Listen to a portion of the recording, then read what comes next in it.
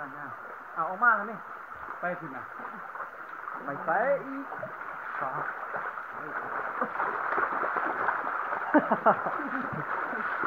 ว้าว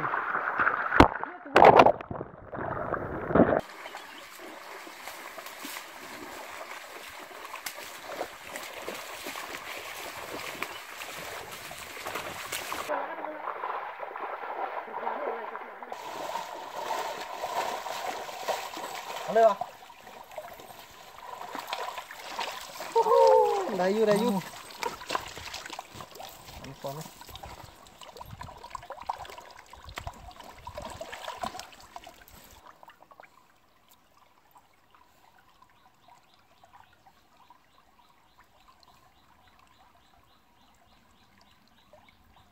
โอ้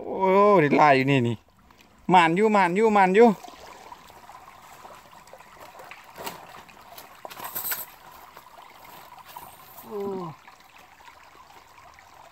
เตะหนึ่งเตะดาวคุกซะเลย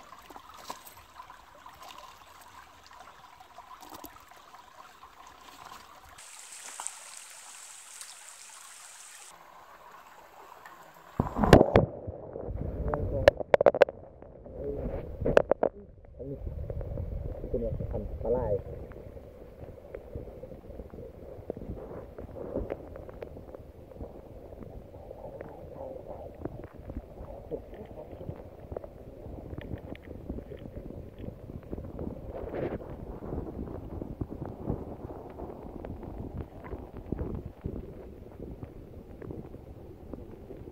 ดูใช้มันดู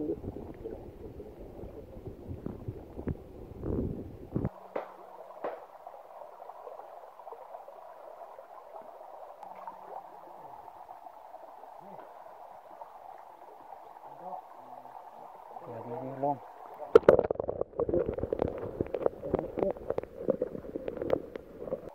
มาเที่ยวลายมาสมบูรณ์มาลายลำตัวของตูนคุณมาลาย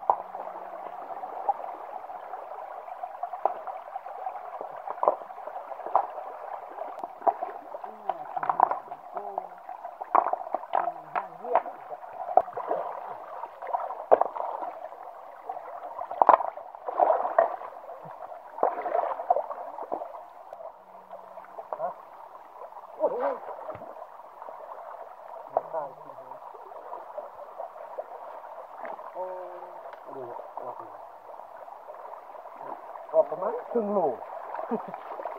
เขาให้ลูกเกียง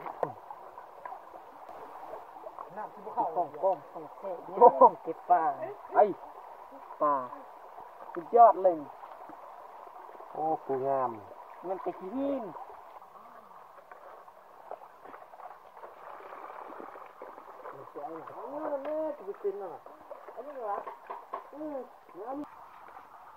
กินปลาเขาได้เมื่อกี้นี้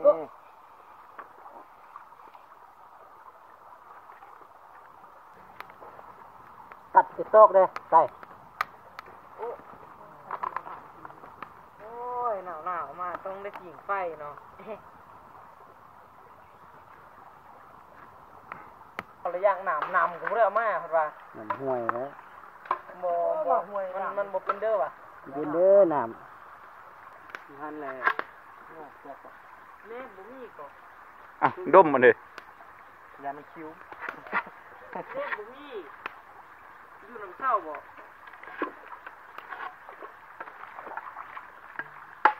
ปีนรถนะปีนกระปุกก็ได้ไปกระเดิมมาอ่ะมีหีบอ่ะอันนี้เนาะไม่โตเอามาเดี๋ยวปีหันกินเป็นกินใช่ไหมโอ้เสียบแล้วบ่เคยกินแล้วสิลืมกลับบ้านโอ้กินลืมกลับบ้านบุกกินน้ำได้เด้ป้าเนี่ยงมได้โอ้ตัวงามนี่ตัวกันเยอะครับว่ะเบิ่งเลยบริเตรียมความพร้อมเลยกองเลยมาก็เลยเอาค่าจากโทรศัพท์มาสิ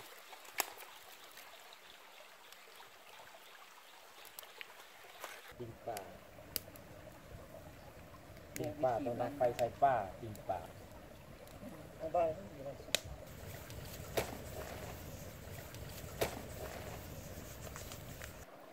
มันเนาะ แค่ปลามันเนาะสมซื่อ มันสมซื่อซะนะ โอ้ว้า โอ้น้ำมัน เอาใหม่นี่ตีนี่คิด ความหยดย้อย โอ้โห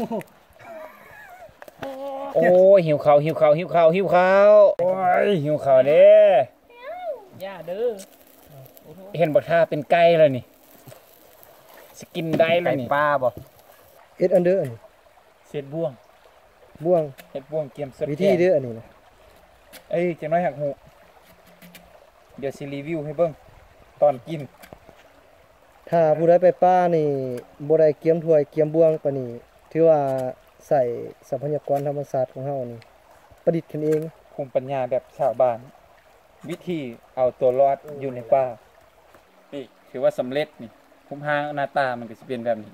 มาเสื้อก็สิรีวิวลองมานี่สมมุติน้ำแกงนี่แม่ภูมิปัญญาแบบชาวบ้านเอาละในที่สุดก็สำเร็จ เด้อเอาละ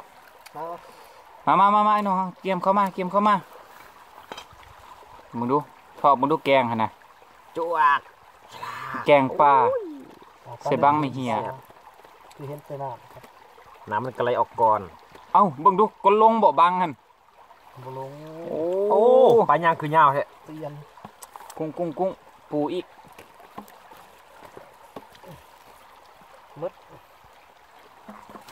ครับ โอ้ รำ เบิ่งเด้อคุมตัวเองเด้อบ่วงไผ่บ่วงมันเด้อ นี่ คุมตัวเองได้บ่วงหั่นน่ะ เอาระบบมีบ่วงเด้อ ซิมก่อน เข้าผู้ใดเอา อ๋อทุมาเอามาทอด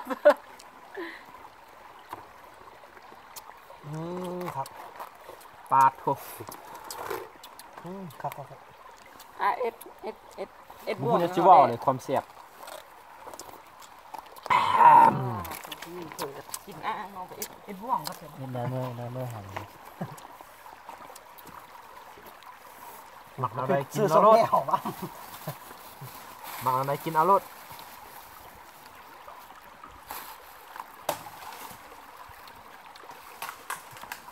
ครับ สูงจุงประมาณ อ้าวพาแต่แม่ คุมตัวเองได้เอาเพชรกับแก้วเอาเพชรกับแก้ว เกี่ยวกับบักเพชรปลากับ มาเลย ปลาถูกหญ้าปันเหื่อฮะนี่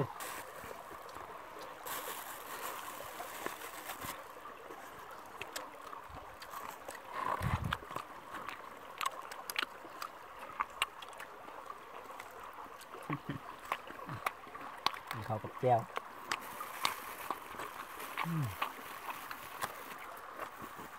มาเพิ่มยังสิแก้วใต้เขาน่ะครับขึ้นเขาใต้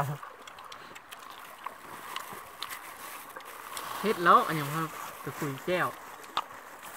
ได้เรื่องยกเอาบ่วงแบบทำ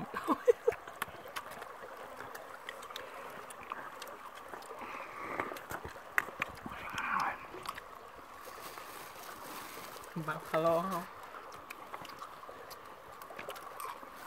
ขึ้นบะหมี่น่ะบุหมกกินเป็น ได้กินไปปัก มันเบิ้ลนี่ประมาณนี้หนูกิน สลามเนี่ย ถ้ามันเบิ่นไปจักกินแล้วยันลืมมือทางมือเฮือนคือมันบ้านยันลืมมาบ้าน เมื่อบ่ได้คือ เมื่อบ่ได้ กินหนึ่งแม่นี่ เอามา เบอร์พันอีกแล้ว เบิ้ลเหรอใส่เบิ้ลป้าอย่างนี้ก็คือบ่ผู้เนาะ คุณจะบอกกิน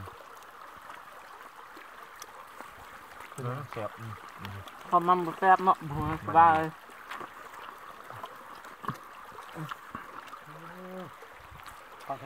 มาถึงจับหึง